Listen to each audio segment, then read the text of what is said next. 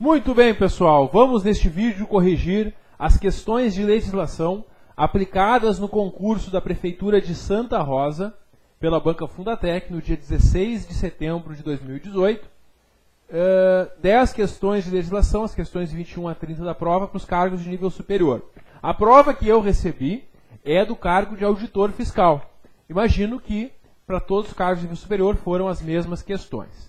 Muito bem, pessoal. Vamos lá, então, a acompanhar a correção delas. Quem quiser acompanhar lendo as questões, quem quiser baixar a prova, ela está disponível no meu site. Acesse lá gustavofregapane.com, vai lá em materiais gratuitos, tu vai encontrar ali legislação Prefeitura de Santa Rosa, tu vai encontrar as questões da prova de nível médio e da prova de nível superior, que é a que eu estou corrigindo neste vídeo. Tem um outro vídeo que eu corrijo também, a prova de nível médio. Certo, pessoal?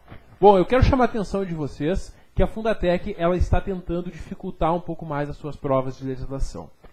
Este concurso aqui da Prefeitura de Santa Rosa, ele marca isso. Porque eu venho acompanhando as últimas provas da Fundatec e eles decidiram, nesse concurso, apertar um pouco as questões de legislação, dificultar um pouco mais. E eu imagino que isso seja uma tendência. Eles tentaram formular questões mais difíceis e, além disso, com um novo formato. Tem uma das questões que a gente vai ver que ele quer que tu some as respostas e diga quanto que dá o resultado da soma das assertivas corretas. A gente vai ver como isso funciona um pouquinho mais adiante, certo? Bom, vamos começando então. São 5 questões sobre o regime jurídico dos servidores de Santa Rosa e outras 5 questões sobre a lei orgânica. As questões sobre o regime jurídico, vamos lá. A questão 21, ela pergunta sobre as mutações funcionais, que estão ali a partir do artigo 39 ali do regime jurídico dos servidores. E pede para marcar que está correta. Então vamos lá. Tem 4 erradas, só uma certa. Letra A. Dar-se-á a substituição do titular do cargo efetivo ou eletivo durante seu impedimento? Não. Quem é substituído não é quem ocupa o cargo efetivo e o eletivo nem é tratado nesta lei, porque essa lei é de servidores, não de políticos.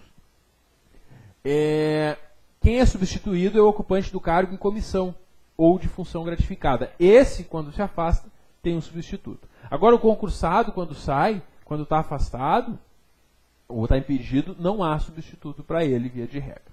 Então, a letra A está errada por isso. Não é o que diz lá no artigo 39. A letra B fala sobre a remoção, só que ela chama de substituição, que na verdade é remoção. O deslocamento do servidor de um lugar para outro de trabalho, isso é a remoção. Popularmente as pessoas chamam de transferência, não é? As pessoas dizem, eu quero minha transferência para outro lugar. Isso é remoção, certo? É isso e não substituição, claro. Então, a letra B também está errada. Esse é o conceito de remoção que está no artigo 41 do regime jurídico dos servidores. A letra C fala que a remoção, essa transferência, então, de local de trabalho, ela pode ser a pedido do servidor ou ela pode ser de ofício, quando a prefeitura decide remover o servidor no interesse da administração. É verdade, e isso está previsto no artigo 41, parágrafo único. Letra C, então, é a resposta correta na questão 21. A letra D está errada, porque ela inverteu a ordem, certo? A função gratificada, ela é criada quando não se justifica a criação de um cargo em comissão. A banca inverteu, e ao inverter, ela torna incorreta essa assertiva, quase caiu aqui. Ao inverter, ela torna incorreta essa assertiva, e aí, então, está errado. É o contrário do que está previsto no artigo 45, certo? E letra E, traz que o valor da FG, o valor da função gratificada que o servidor está recebendo, ficaria suspenso enquanto o servidor está ausente em razão de luto. A gente sabe que, segundo a lei, o servidor pode, inclusive isso caiu em outra questão, ele pode não trabalhar por alguns dias em razão de luto. E esses dias, se ele tem FG, ele recebe normalmente, é o que diz o artigo 48. A banca diz que pararia de receber nesse período. Não para. Está afastado por uns dias por esses motivos, não deixe de receber, certo? Então a letra E está errada também, conforme o artigo 48, somente a letra C, então, é a correta na questão 21. Questão bem elaborada, essa primeira questão, dentro do que a gente esperava ao estudar o regime jurídico dos servidores, e essa questão, então, eu não vejo possibilidade de recursos aqui, certo? Vamos à questão 22.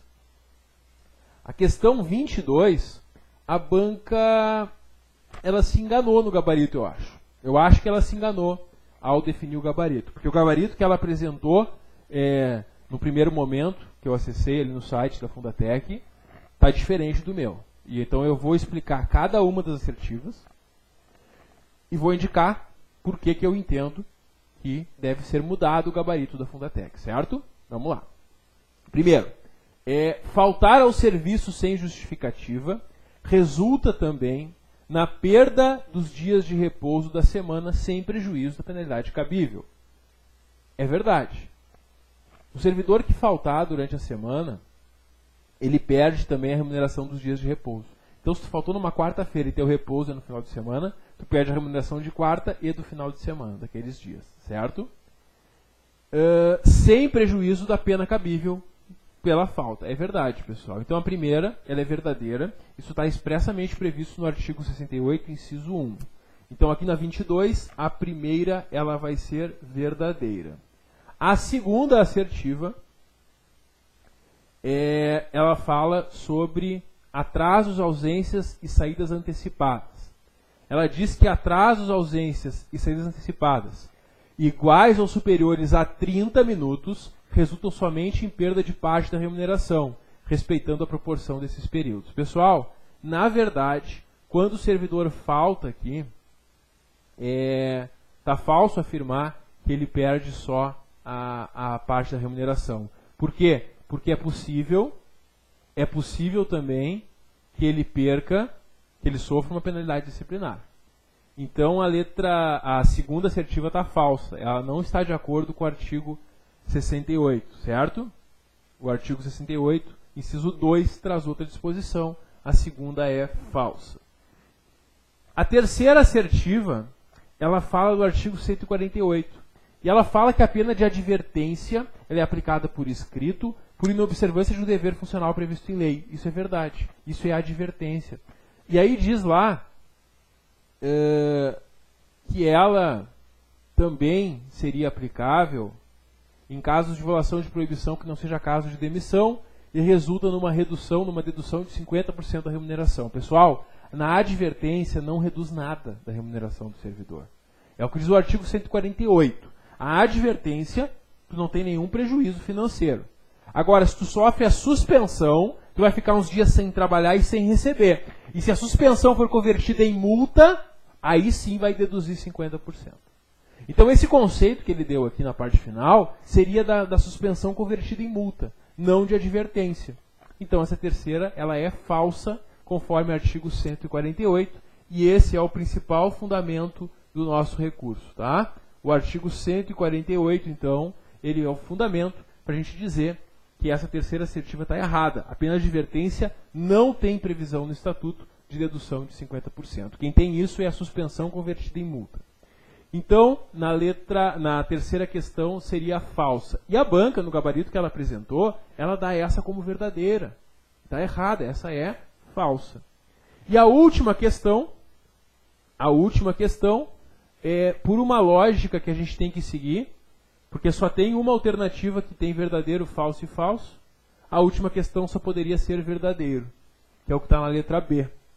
E a última questão afirma que a pena de suspensão aplicada ao servidor resulta em interrupção da remuneração até o retorno do servidor ao trabalho.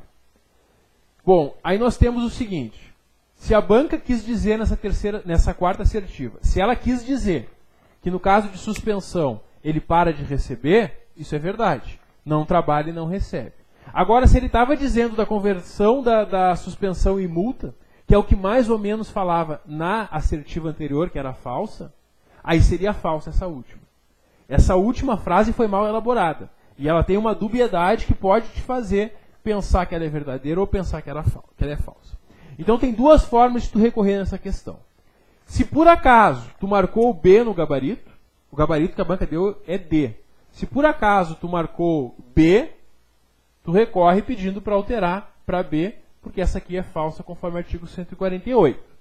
Agora, se tu não marcou B, se tu marcou uma outra assertiva e tu não marcou a D, então na verdade tu perdeu esse ponto, tu pode pedir para anular a questão em razão dessa dubiedade que a última assertiva fala.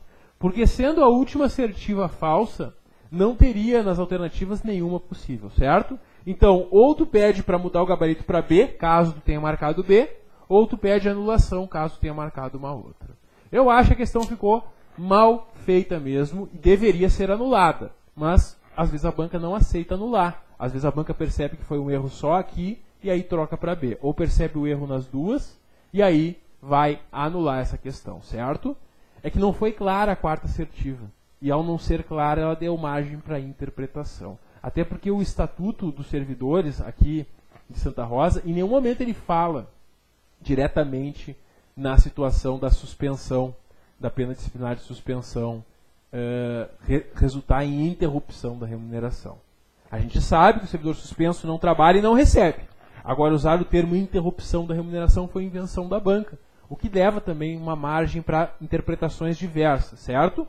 Então a questão 22 ou é anulada ou muda para B o gabarito. Agora, D, como eles colocaram, não tem como ficar. Não tem como a gente afirmar que a